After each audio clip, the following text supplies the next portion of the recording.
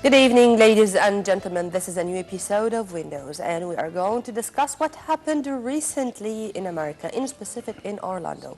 The massacre, which ended with the killing of 49 people and with 53 wounded, 6 of them are in critical condition. We are going to discuss or to analyze, to be accurate, the incident and its repercussions on the Islamophobia issue, on the Middle East, on the internal and external affairs of America, on the American administration dealing with the incident as one of the most tragic disasters which happened in the modern history of the United States. We are very much delighted to have with us here, live in the studio, our dear guests, Dr. Salah Abdullah, our political analyst. Hello, doctor. Hello, thank you. And Dr. Mahmoud Azmy, the Vice President of the Egyptian American Council. Thank you very much for being with us, sir. You're welcome. Right after this detailed, comprehensive report, we are going to be back with our dear guests to take the story from scratch and in detail.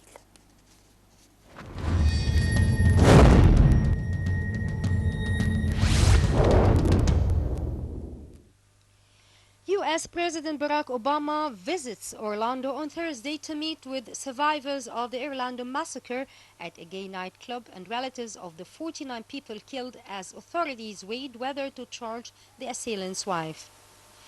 29-year-old U.S. citizen Omar Mateen, born in New York to Afghan immigrant parents, also wounded 53 people in a 3-hour-long rampage inspired by Daesh terrorists that stands as the deadliest mass shooting in modern U.S. history.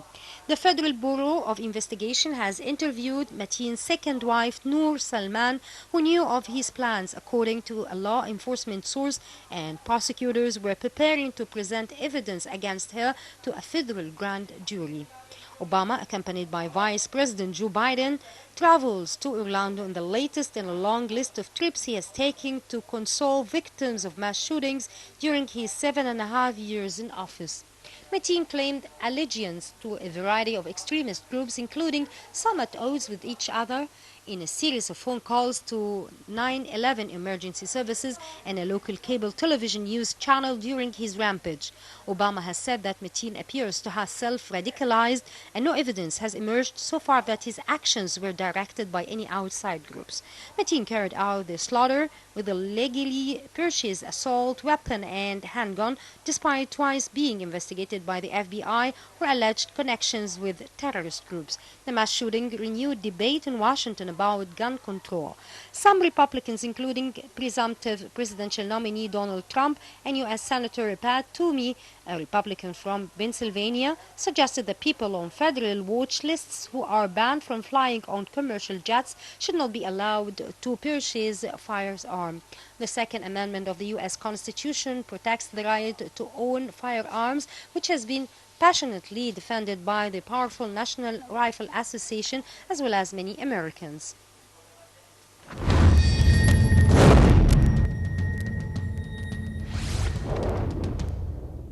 Welcome back. Dr. Salah, the very first comments by a Republican Senator, John McCain, he says that Barack Obama is directly responsible for the mass shooting in Orlando because Obama, according to McCain, allowed the growth of Daesh on his watch. In fact, what Mr. McCain said have two ideas. The first idea is true idea that President Obama is a supporter of the extremes organization, or what they call themselves Islamic organization. And Daesh is built by the United States government to play a role in the Middle East according to the new map in the Arab area. They had in mind. Yes, of course. Yeah. And they have their own support from the United States. And Daesh, all what Daesh is doing, whether in Iraq, in Syria, in Libya, and so on, is according to the plan of the new Middle East, which had been mentioned before by the Ministry of External Affairs many years before. Decades Okay? ago, to be accurate, yes. So the first part of what Mr. McCain said is correct. Number two, The number two, of course, this incident is supporting the election of Mr. Trump. Okay? So Trump will gain from this accident too much. let me take it from here. Yes. As John McCain himself was the one who lost to Obama in 2008, and Donald Trump, as kindly mentioned by Dr. Salah, is going to benefit from that, and he said, accused Obama of putting U.S. enemies ahead of Americans' own people. Dr. Azmy, do you see that this is only election campaign propaganda, I mean political games, or whether Obama or Trump or even McCain would follow the strategies of the American administration, and all what's said now is only to propagate for themselves or to try to convince the people for McCain he was better than Obama, and for Trump that he is better than Clinton, who was recently supported by Obama. Would you please elaborate on this equation? Which one of them you said a lot? Okay, The political game we have. To start with, normally at this time of the year, there's a lot of things comes up to support the elections. And don't ever believe what is said before the election will apply after election. We always say it's just an election Propaganda. propaganda. Yeah. This incident actually didn't happen by the Republicans that Trump can gain out of it, but they made a good use of it. Till now, there is a lot of things said about it. This guy's parents said, well, it has nothing to do with the religion. He hates the gays and lesbians. That's why he did it. Okay, the guy himself, if this happened, he said, I am from Daesh. Maybe this happened from the government. They mentioned that he spoke about Daesh to support President Obama in sending troops to Syria, because he tried to send the ground troops to Syria, and that was rejected. Completely rejected by That the was Congress, rejected. yes. This actually, this system always played by George Bush, the son. The son, Every time yeah. people object, the taxpayer in America, he objected what he's doing to send the troops to Afghanistan or Iraq. He used to find a case, even if FBI always hold cases Yeah, on their drawers. They bring it out when they need it. sure. This is exactly what happened. They used to bring cases to make people, okay, you don't want me to send the troops, see what's happening now. Yeah, Maybe this is one of the cases, because nobody knows if the guy really belonged to Daesh or not. And Daesh can say, okay, can claim responsibility. they claimed the responsibility already. After America said, Yep. he said Daesh. They didn't come from beginning and said, well, we did it. They waited till they heard, oh, the guy said when he called the police, said that I'm from Daesh. The FBI said this guy was under surveillance for a few years, actually, because he has the ideology of Daesh. But actually, if we believe them, then why he was let free to do these things? Yep. Why they didn't see that he's going to do it? And to take it also from here, the CIA chief said it today. We do not have any link between Omar Mateen, the one behind the shooting issue, and Daesh. How I can explain that, sir? I mean, we are talking about America, the biggest power. On the ground in Syria and Iraq, till the moment after long months of fighting Daesh, they could not get rid of it. And there, on the ground, they also couldn't find a link between Daesh and a terrorist who killed tens of people. How do you see this? I mean, is this something which we should believe? As Middle Easterns, I mean? Let us return to the main strategy. the main strategy in the United States after the drop of the Soviet Union, that there was no enemy. There was some writers said there is no enemy now. Why we spend milliards on the army and CIA and so on. So they have to find an enemy. So they consider the Islam as the enemy. Okay. To be the enemy, they have to create extreme groups who are doing things unlogic, okay, who threatens the others. These groups working in a double face. Number one, they are working according to the plan of the United States to divide the Islamic countries. This is number one. Number two, they do some terrorist action to give reason for the United States government to send the troops or to increase to intervene in any way into the internal affairs of other countries. Up till now, these groups now are doing well, and the plan is going in the according to what the United States government wants. When he said that there is no link between that the guy who shoot and Daesh, this is for the internal community. He didn't want Trump to win from it. So that's why maybe he is in a way or another is supporting Clinton. So that's why he denied that idea that this guy has a relation for Daesh. To be in a relation or not to be, I think he is under complete control. He is under control. And what is done and what is allowed to be done is sometimes to be used, as my colleague said, to be used for a reason or another, either for interfere, for sending troops outside, for increasing a budget. Before going into the details of this foreign affairs, sir, let me ask Dr. Azmy, as usually an expert in how the Americans are thinking, I mean, the citizens of America. I don't think that they care a lot about what's going on outside their own borders. They only care about their sons, their families, and about their internal affairs.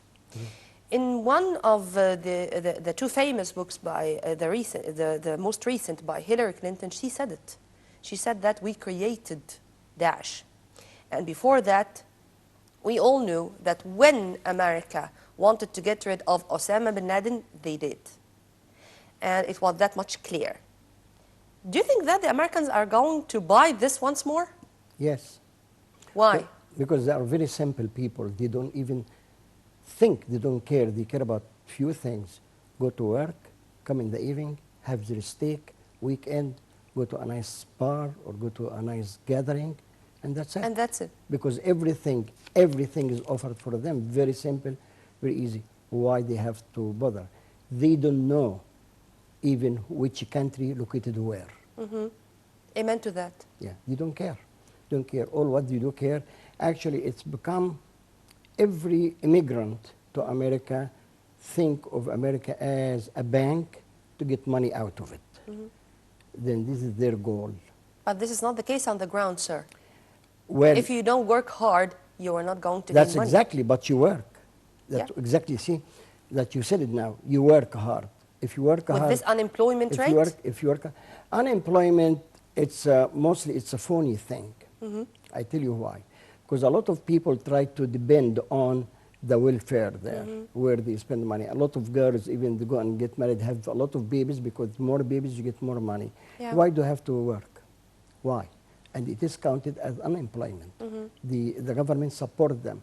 The government decide, okay, if you'd like to get welfare, you have to prove that you are looking for a job. Okay, I'll get you proofs. That's no problem.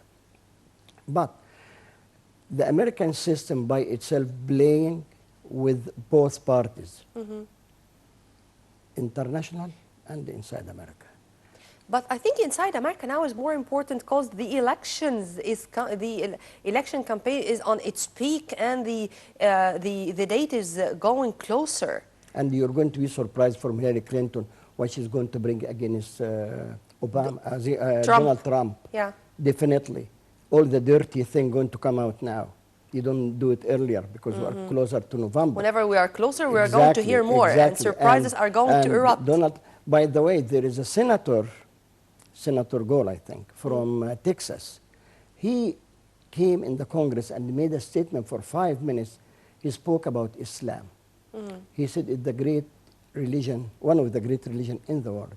And he said we will never allow that people who follow Islam to be banned from entering the United States. Yes. This will never happen. And since you have mentioned that, sir, I think his name is Mahmoud al-Awadi. Just search on Facebook. You are going to find an American from an Egyptian origin who was there.